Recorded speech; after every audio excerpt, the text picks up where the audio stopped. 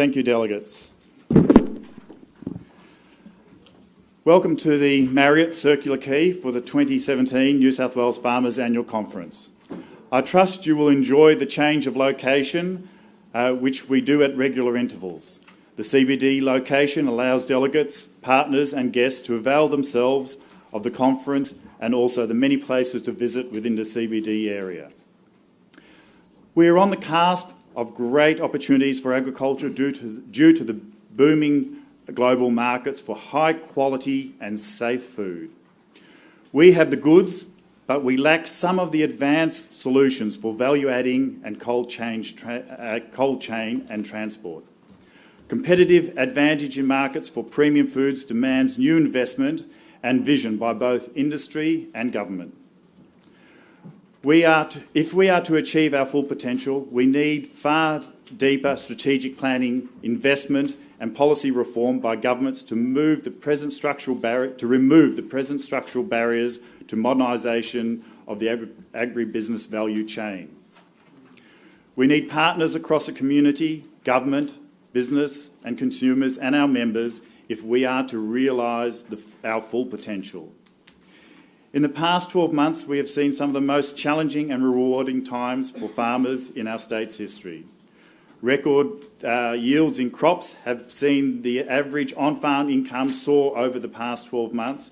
While crop yields were high, prices in some areas were very low. Nevertheless, farm debt across Australia halved as a direct result of the bumper winter crop. As we all know, a good season is not just due to weather, it is also the result of the skill of the farmer.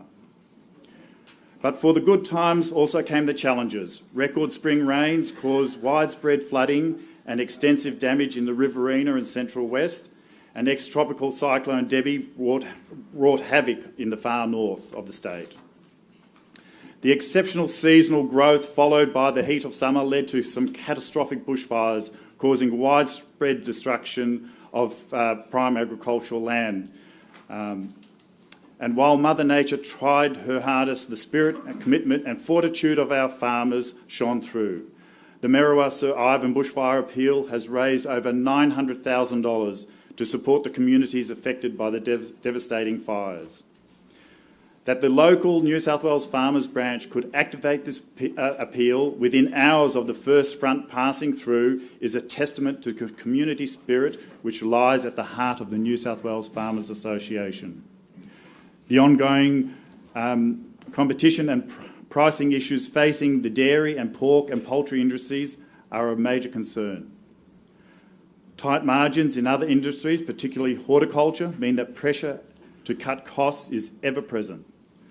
As we seek modernisation in agriculture, there is no greater issue in regional Australia than telecommunications. No matter where you live, you should have access to affordable and reliable internet and voice services. Together with the regional, rural and remote communications coalitions, the association and like-minded organisations, we are working to make 2017 the year of delivery for better communications in the bush. The Coalition has welcomed numerous announcements in the telecommunications space that will benefit our members, but there is still much to do to end the data drought and connect our members to the 21st century economy and society. We all discuss telecommunications in a dedicated forum. We will discuss telecommunications in a dedicated forum later in the conference.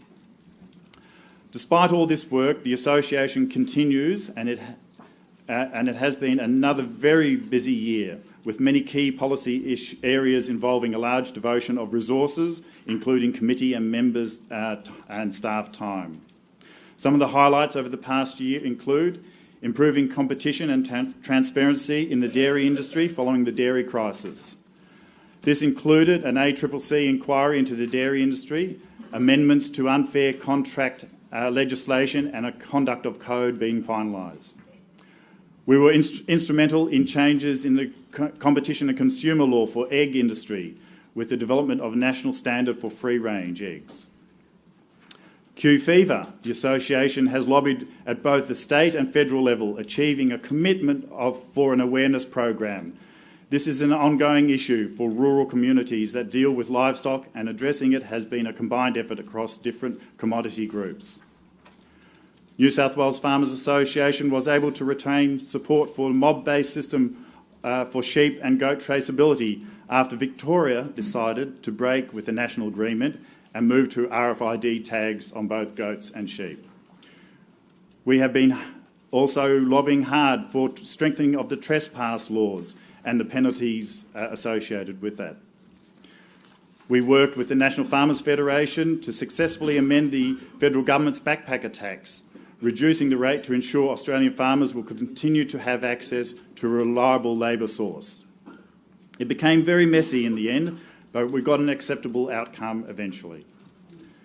A review of the 2009 pesticides regulation has delivered a win for New South Wales farmers, consistent with the MOU that we signed with the government prior to the last election. There is now a recognition for prior learning, including the licensing provisions of the regulation. New South Wales farmers lobbied for and achieved a trial program in the Moree Plains Shire Council to assist growers moving farm machinery. The trial will gazette roads commonly used for farm machinery movements to speed up approvals for permits. The rewritten Horticultural Code of Conduct takes on board the concerns of growers, representing a big win for farmers in New South Wales and across Australia. The new Biosecurity Act is in force and establishing a general biosecurity duty and a tenure-neutral approach to the management of disease, pests and weeds, something that the Association has been calling for a long, long time. The biodiversity reforms have taken a large amount of our time, and I would like to acknowledge the time devoted to by the Native Veg Working Group and the members of staff who have put in an enormous amount of effort into this reform. The reforms are still not finalised and won't be until the 25th of August, but we continue to raise our concerns with the government and stress the importance of the reforms to be done once and done right. There was a proposal to merge the Wild Dog Destruction Board into the Local Land Services. Minister for Primary Industries Niall Blair gave me an assurance that if there was widespread opposition from stakeholders, then it would not proceed. Following consultation with stakeholders, the Minister honoured his pledge and the merger has been shelved. It's a good outcome for the Western Division, with 2 areas of improvement identified and a closer working relationship with LLS to be established. We have just completed a tremendous innovation project with the partnership with the Greater Sydney LLS, funded by New South Wales EPI, called Next Gen Compost. This is about using recycled urban organic waste to replenish soils and reduce water and fertiliser costs across the Sydney's 2,000 hectares of vegetable farms. Rating of oyster leases was another win for the association. IPART had recommended oyster leases incur council rates. New South Wales farmers fought this as oyster farmers don't enjoy exclusive possession over their lease areas and council services are not provided. The IPART decision has now been delayed indefinitely. Water policy remains one of our ongoing policy problem areas for the association and wider agricultural and rural communities. It is now widely accepted that water has to be used wisely, be that in agriculture or in the environment. Proper independent auditing of environmental flows has to be conducted to identify what is working as well as what has resulted in perverse environmental outcomes. The Lower Lakes issue in South Australia has to be taken seriously. South Australia cannot continue to request freshwater flows to maintain an artificial freshwater environment created by the barrages. Environmental water cannot be allowed to change to recreational water when it crosses the border. We will be having an interesting presentation later on in conference by Louise Burge exactly on this subject. We've also had wins when it comes to protecting prime agricultural land from mining on the Liverpool Plains. We were pleased to see the New South Wales Government buy back the BHP Karuna licence last year, and just last week the New South Wales Government announced its partial buyback of the Shenhua Watermark coal licence. It's a step in the right direction, but we will continue to voice our opposition to the project and lobby government about the critical importance of protecting prime agricultural land and water resources in this state.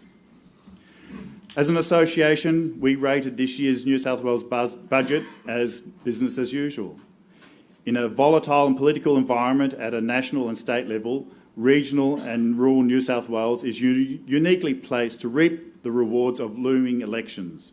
We want to know more than our fair share, and it is said, as I said earlier, we look forward to major strategic investments in the critical infrastructure necessary to grow agricultural production and productivity. On the horizon, we see innovative solutions to rising electricity and energy prices, opportunities presented by our the Western Sydney Airport, and from agency decentralisation and investment in infrastructure. Our lobbying for the Inland Rail was a big win for the association, and we really welcome the starting of that project. But we need more than just business as usual. Over the coming 12 months, we will be continuing our lobbying for the things that our farmers need to be more productive, increasing margins and lowering costs to get the government's target to lift agriculture production by 30% by 2020. Our political leaders saw what happened in the Orange by-election. Country people are restless, and we will use our votes accordingly. New South Wales Farmers Association has been working closely with the VFF in a shared services company, and we are starting to reap the benefits of eliminating duplication. As more areas are identified, they will be incorporated into the shared services company, and hopefully more agricultural advocacy organisations will witness the savings achievable from working together. Farmer of the Year judging was one of the highlights again this year. The finalists were Tinga apiarist, Casey Cooper. Who would ever have thought that you artificially inseminate bees? Free-range egg producer, Peter Matsumi, and Walker beef and sheep producer, Jack Neverson. But the overall winner was Nick Arena, a Barramundi farmer who runs an aquaculture operation as well as a restaurant and produces lettuce, basil, parsley and bok choy and spinach from his hydroponic setup, recycling the wastewater. We're delighted Nick will be addressing annual conference tomorrow. Renewal is one of the perennial questions for organisations like us. New South Wales Farmers Association Young Farmers Committee has embarked on this, establishing dedicated branches for our younger members. Established branches can also play their part by sending a young farmer as a delegate to annual conference. Many delegate positions go unfilled, and this is an ideal opportunity to get renewal happening within your branch. Another area for renewal is on EC and committees.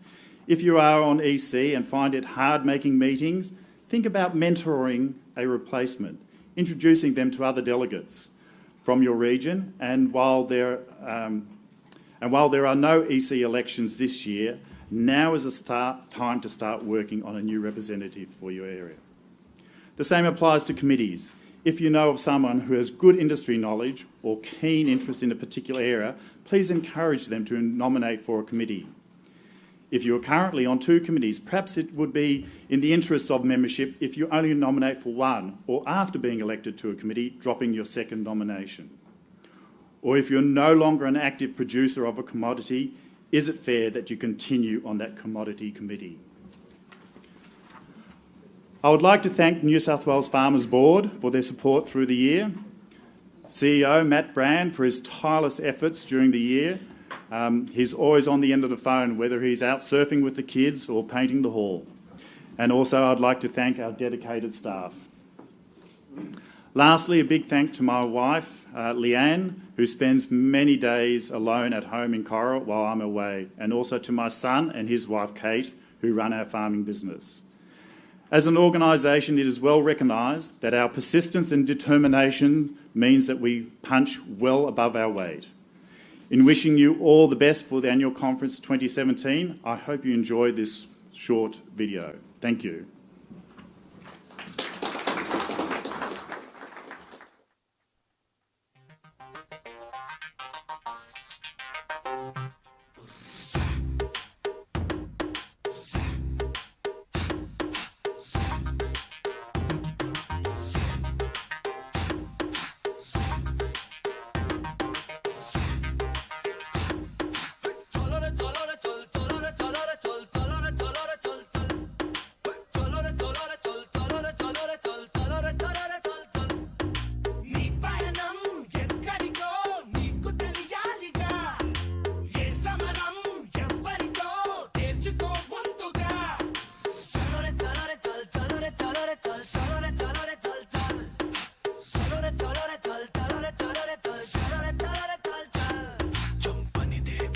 funny.